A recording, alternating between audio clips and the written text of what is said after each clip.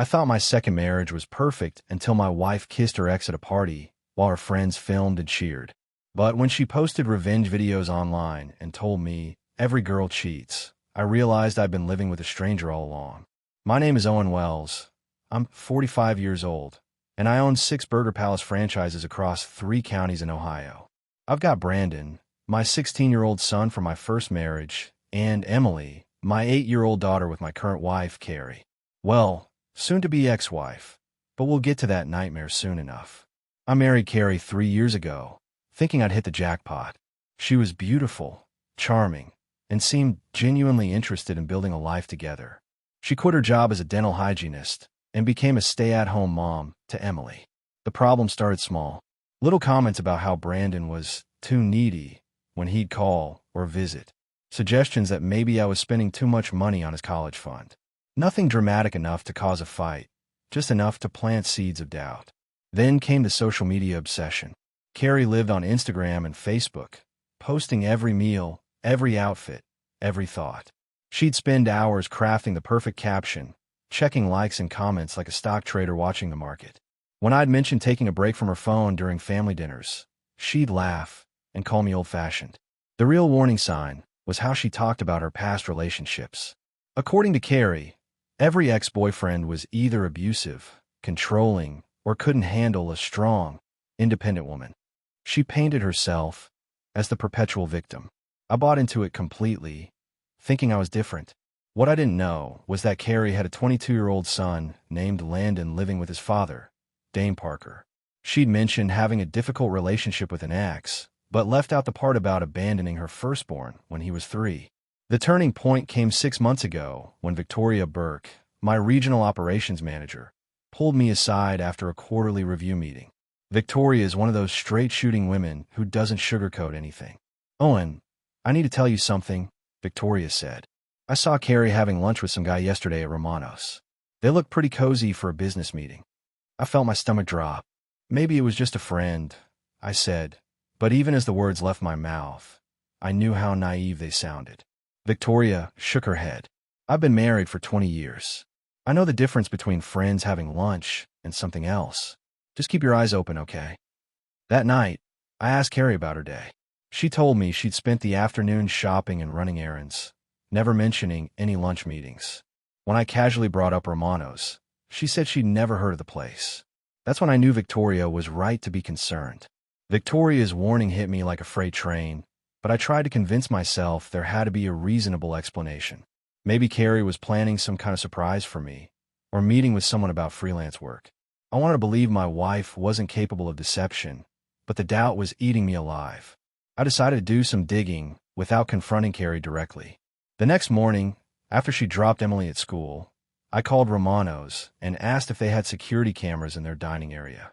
The manager, probably thinking I was some kind of investigator, told me they kept footage for 30 days but couldn't share it without a court order.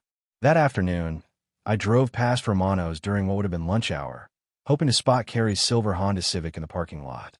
Nothing. But as I was leaving, I noticed a familiar car, a black BMW that belonged to Ashton Cole, one of the guys from Carrie's old crowd. We'd met him at a few parties, and something about him always rubbed me the wrong way. Too charming, too interested in other men's wives.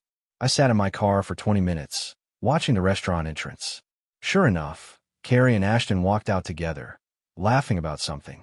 She touched his arm as they talked, the kind of casual intimacy that married women shouldn't have with other men.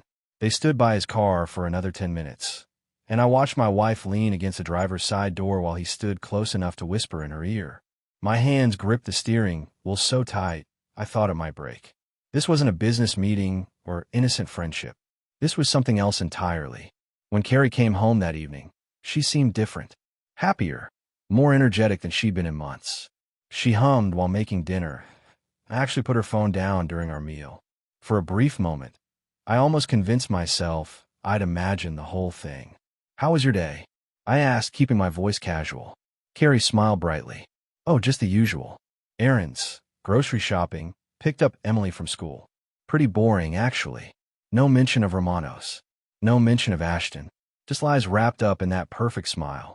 That night, after Carrie fell asleep, I did something I never thought I'd do. I check her phone. She'd always been careless about her passcode, using Emily's birthday for everything. My heart pounded as I scrolled through her text messages.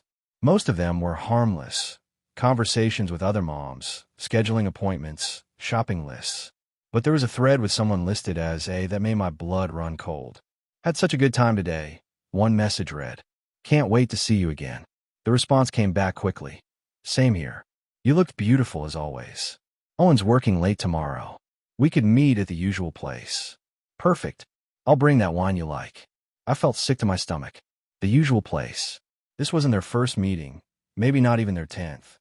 How long had this been going on? How many lies had I swallowed? I took screenshots of the conversation and put the phone back where I found it. As I lay there in the dark, listening to my wife breathe peacefully beside me, I realized I was sleeping next to a stranger.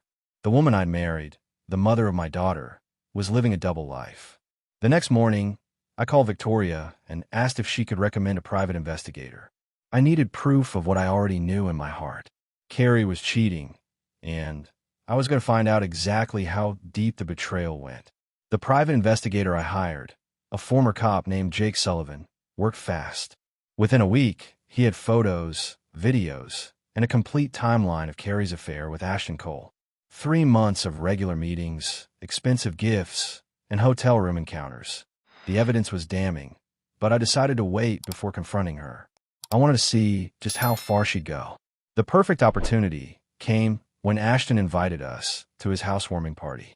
Carrie had been excited about it for weeks, spending hours shopping for the perfect outfit.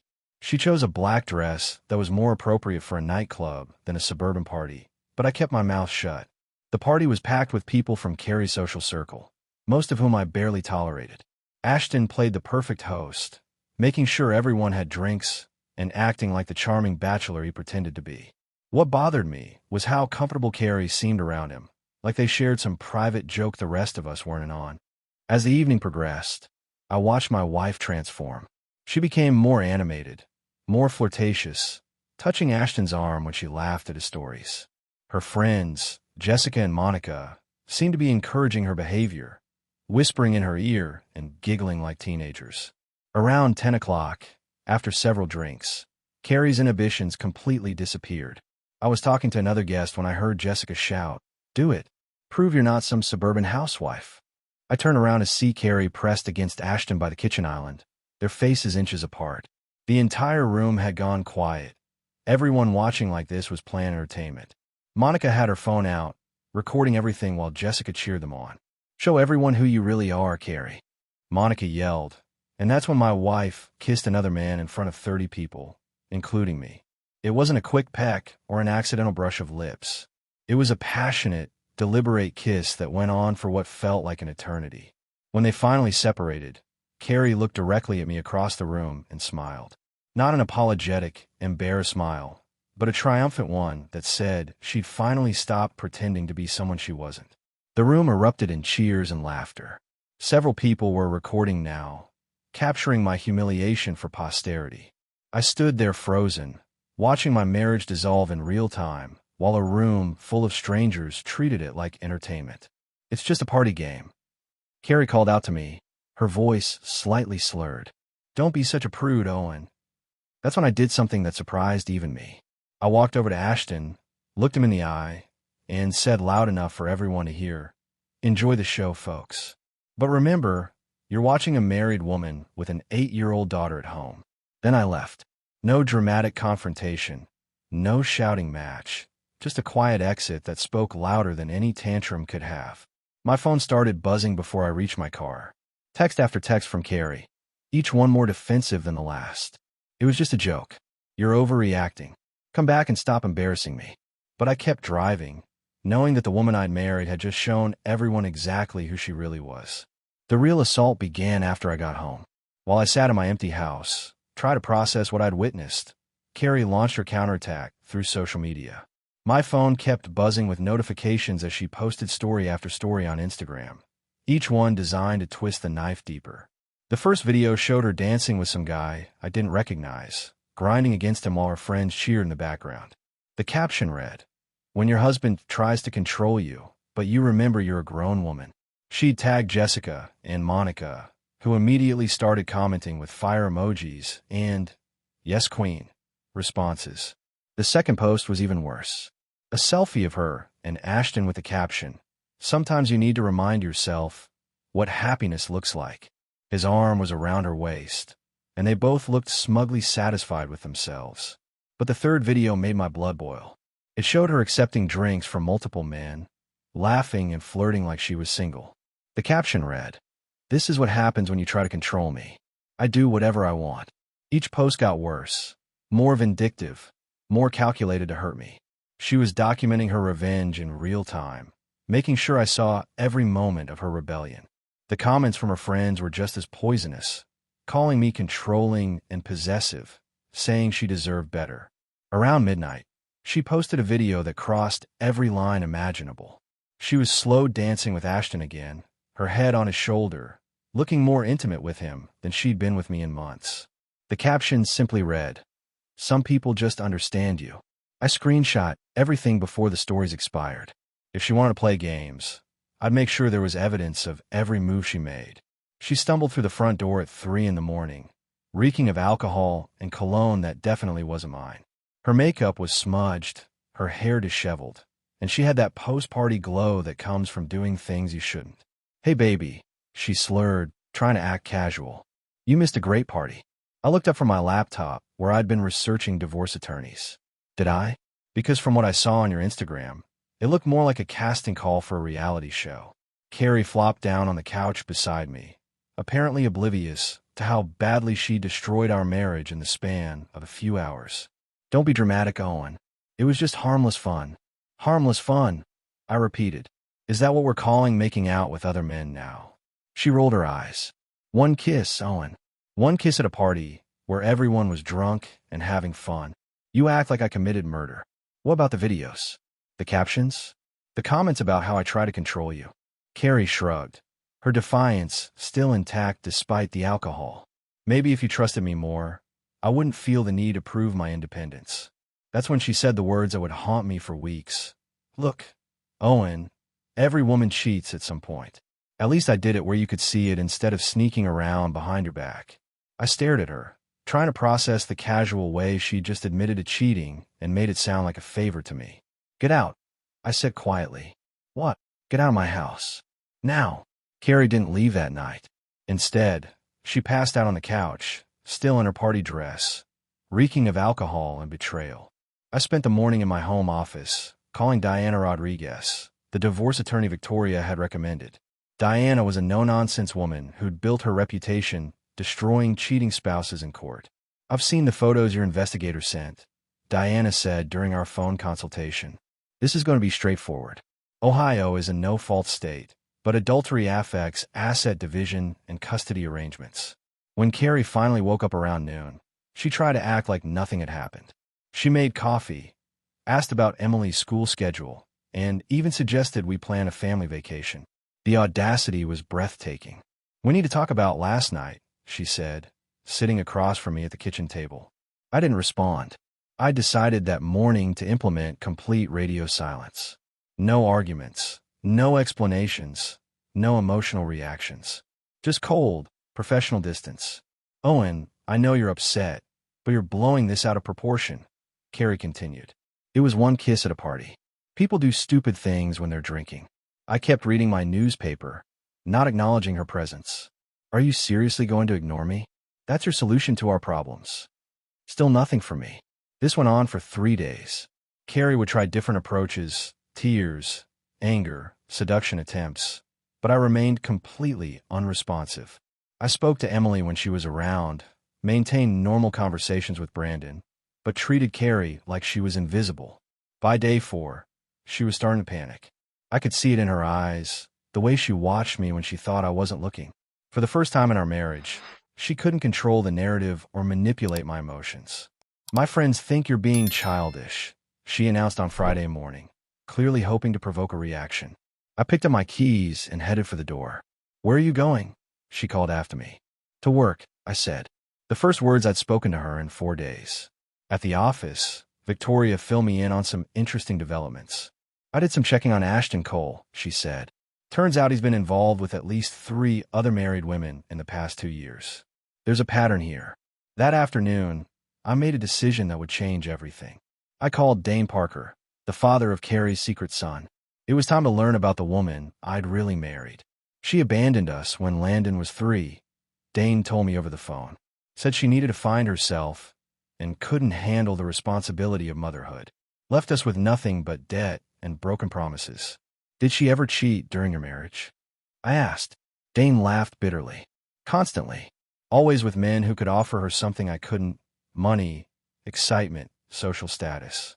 She treated our marriage like a temporary arrangement until something better came along. The pattern was becoming clear. Carrie wasn't just unfaithful. She was a serial user who moved from one man to the next, always looking for the bigger, better deal. When I got home that evening, Carrie was waiting with Emily's overnight bag packed. "I'm taking Emily to my mother's for the weekend," she announced.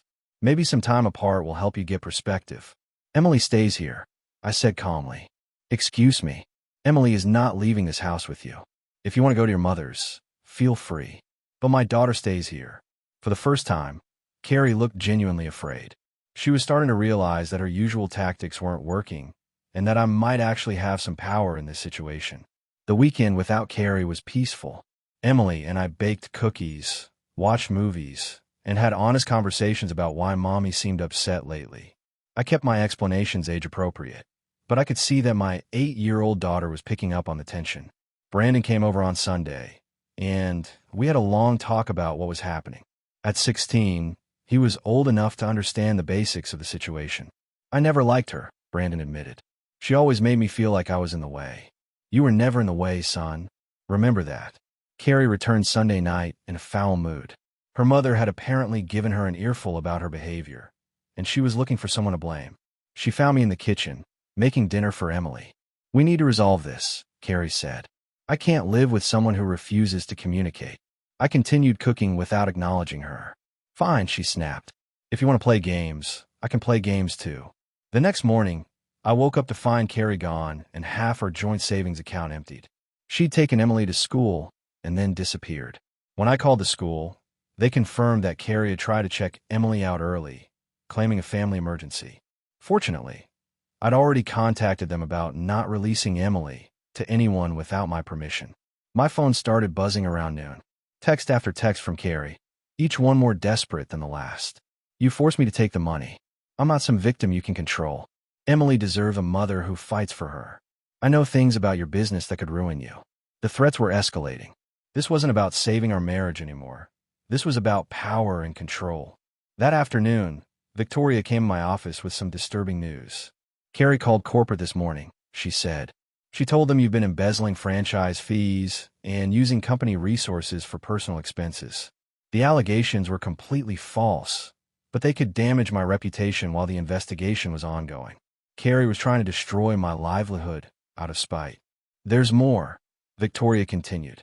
"She also called Brandon's school and told them you've been physically abusive toward her. They're required to report suspected domestic violence." I felt my world spinning out of control. In one morning, Carrie had attacked my business, my finances, and my relationship with my son.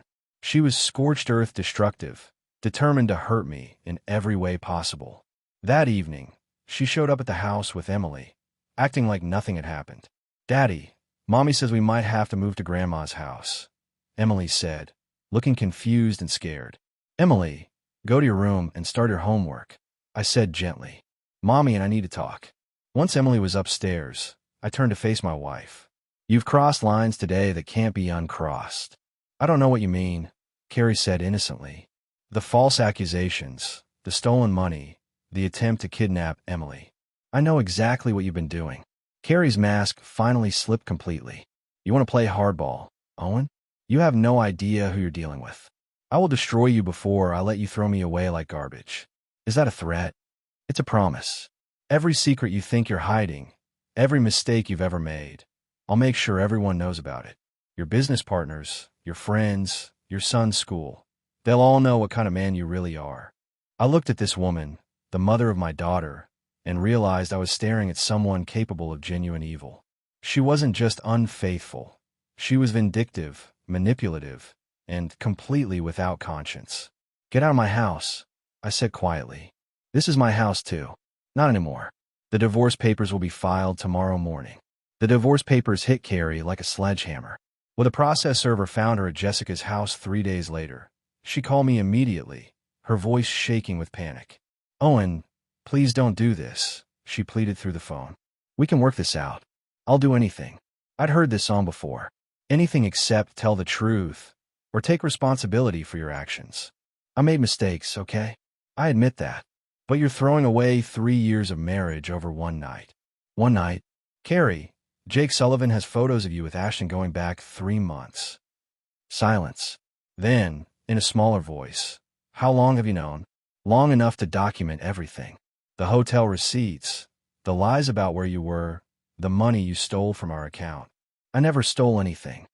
$4,300 in cash withdrawals to pay for your affair. What would you call it? The desperation in her voice ratcheted up another notch. "Owen, please. Think about Emily. Think about what this will do to her."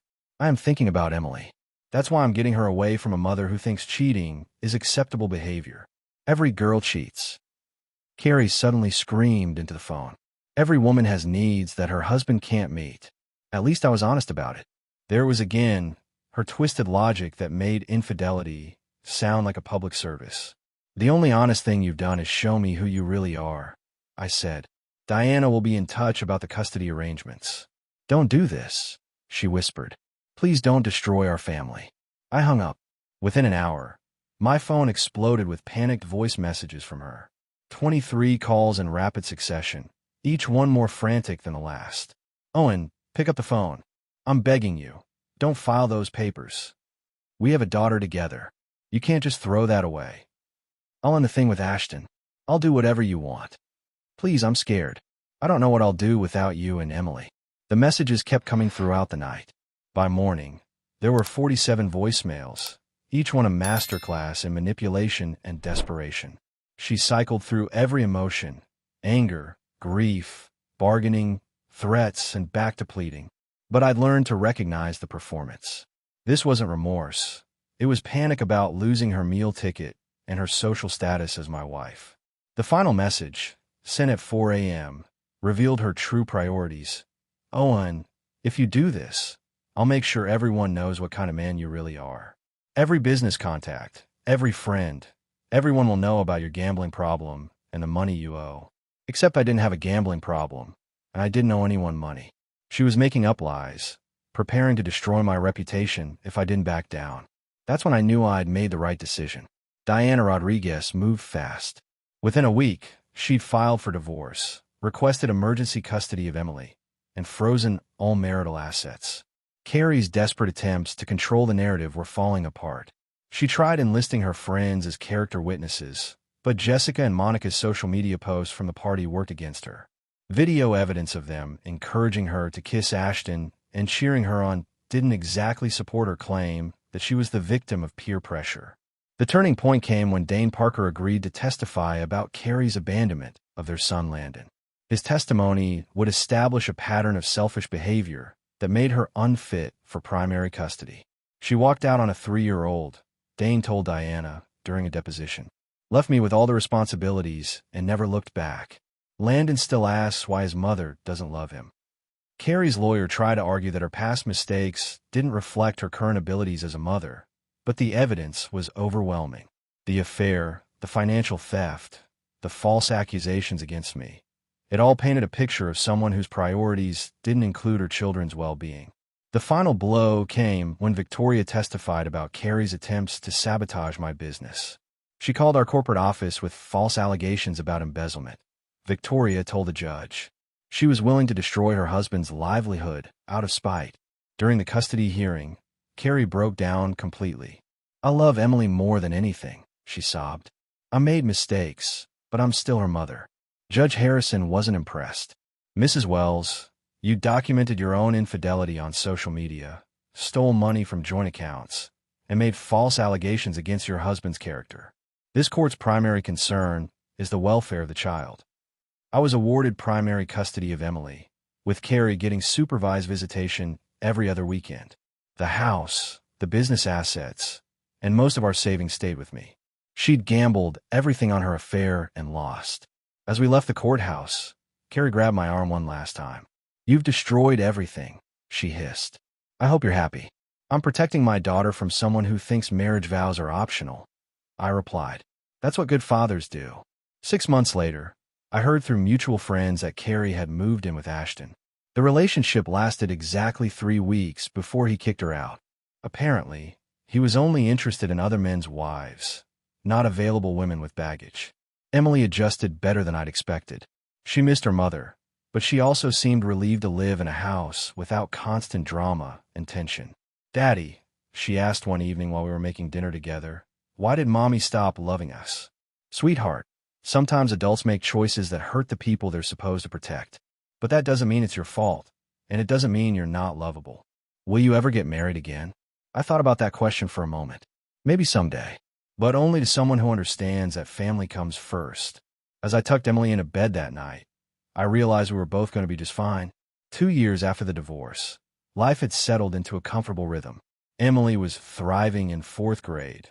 Brandon had started college on a full scholarship, and my restaurant franchises were more profitable than ever. The chaos Carrie had brought into our lives was just a distant memory. Victoria had been promoted to regional director and remained one of my closest friends. She'd been instrumental in helping me rebuild my reputation after Carrie's false allegations. The corporate investigation had cleared me completely, and my business relationships were stronger than before. "You seem happy," Victoria observed during one of our monthly business dinners. "Really happy, not just pretending to be okay." She was right. For the first time in years, I woke up looking forward to each day instead of dreading whatever drama might unfold. Emily had adjusted remarkably well to our new life. She still saw Carrie during supervised visits, but those meetings had become increasingly sporadic. Carrie's life had spiraled after losing custody. She'd burned through 3 different jobs and 2 more relationships. "Daddy, why does Mommy always seem sad when I see her?" Emily asked one evening. "Sometimes adults make choices that don't lead to happiness, sweetheart, but that's not your responsibility to fix." The biggest surprise was reconnecting with my own sense of purpose. Without constant relationship drama, I'd rediscover my passion for business and community involvement. I'd joined the school board and started mentoring young entrepreneurs. Brandon called regularly from college, finally free to have an honest relationship with me without Carrie's interference. "I'm proud of how you handled everything, Dad," he told me recently. "You showed me what real strength looks like." Last month, I'd started dating Sarah, a teacher at Emily's school. She was kind, genuine, and understood the importance of putting children first. More importantly, she had no interest in social media drama or playing games with people's emotions. "Take it slow," Victoria had advised. "You've earned the right to be selective." The restaurant business was booming. I'd opened 2 new locations and was considering expanding into neighboring states. Success felt different now, more meaningful because it wasn't being undermined by someone who resented my achievements. Carrie had tried reaching out several times over the past year, usually when she was between jobs or relationships. Each message followed the same pattern. Initial pleasantries followed by requests for money or attempts to renegotiate custody arrangements. I'd learned to recognize her cycles of manipulation and maintain strict boundaries. All communication went through Diana Rodriguez, and I never responded to direct contact attempts. The most important lesson I'd learned was trusting my instincts. All those red flags I'd ignored during our marriage had been accurate warnings. I'd never again dismiss my gut feelings for the sake of keeping peace with someone who didn't deserve my consideration. Emily and I had built something solid together, a home based on honesty, respect, and genuine love. That was worth more than any relationship built on lies and manipulation. 5 years post-divorce, I was standing in my backyard watching Emily practice soccer with her new stepmother, Sarah. We'd married the previous spring in a small ceremony that focused on family rather than spectacle. Sarah had brought stability and joy into our lives. She understood that Emily would always be my priority, and she'd never try to replace Carrie or create drama about our blended family. Brandon had graduated college and landed a great job in Denver. He visited frequently and had developed a genuine friendship with Sarah. "She's nothing like Carrie," he'd observed after our wedding. "She actually cares about other people." The restaurant empire had grown to 12 locations across 3 states. Victoria and I had become business partners, combining her operational expertise with my expansion vision. Our professional relationship had evolved into something approaching family. Carrie's supervised visits had ended 2 years ago when she stopped showing up consistently. Emily had been sad initially, but she'd found peace with the situation. "I have you and Sarah now," she'd said. "That's enough family for me." Last I'd heard, Carrie was living in Florida with another man she'd met online. Some people never learn from their mistakes. They just find new victims to repeat old patterns with. The house was filled with laughter and honest communication. Sarah and Emily had bonded over cooking and art projects. There were no hidden agendas or manipulation tactics, just genuine relationships built on mutual respect. "Dad, Sarah's teaching me how to make pasta from scratch," Emily called out as they came inside from practice. "Sounds messy," I replied, grinning. "The best cooking always is," Sarah said, kissing my cheek. That evening, as we sat down to Emily's homemade dinner, I reflected on how different life had become. No walking on eggshells, no lies, no financial theft, no social media drama. Just real people building something authentic together. Brandon called during dessert to share news about a promotion at work. "I'm thinking about proposing to Jessica," he told us. "But I want to make sure I choose someone who values family the way you taught me, Dad." "Trust your instincts," I advised. "If she treats you with respect and shares your values, you're probably making a good choice." Later that night, Sarah and I talked about having children together. Emily was excited about the possibility of siblings, and I was ready to experience parenthood with someone who actually wanted to be a mother.